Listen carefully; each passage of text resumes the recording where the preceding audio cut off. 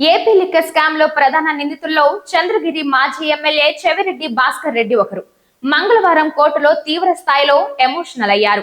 Chevireddy jail జీవితాన్ని తట్టుకోలేక వెన్నునొప్పితో తీవ్ర బాధపడుతున్నారని, తక్షణ వైద్య సహాయం అందించాలని ఏడ్చారు. గతంలో ప్రభుత్వానికి, పోలీసులకు వార్నింగ్స్ ఇస్తూ ధైర్యవంతుడిగా గుర్తింపు పొందిన ఆయన ఇప్పుడు పూర్తిగా మారిపోయినట్లు, కోర్టులో కూడా భయంతో ఉన్నట్లు వార్తలు వస్తున్నాయి. మద్యం స్కామ్ లో దాదాపు 250 కోట్ల నగదును ఎన్నికల్లో ఖర్చు చేశారంటూ సిట్ ఆరోపణలు చేస్తోంది. చెవిరెడ్డి తనను అన్యాయంగా అరెస్టు చేశారని, మద్యం వ్యాపారంతో సంబంధం లేదని మళ్లీ కోర్టులో చెప్పి బెయిల్ కోసం ప్రయత్నిస్తున్నారు. జైలులో తన ఆరోగ్య సమస్యలు చూపిస్తూ కోర్టుకు విన్నవించుకున్నారు. న్యాయమూర్తి వేదనను దృష్టిలో ఉంచుకొని కేసు విచారణను ఈ నెల 30వ తేదీకి వాయిదా వేశారు. చెవిరెడ్డి పిటిషన్ పై ఆ రోజున వాదనలు వినే అవకాశం ఉంది.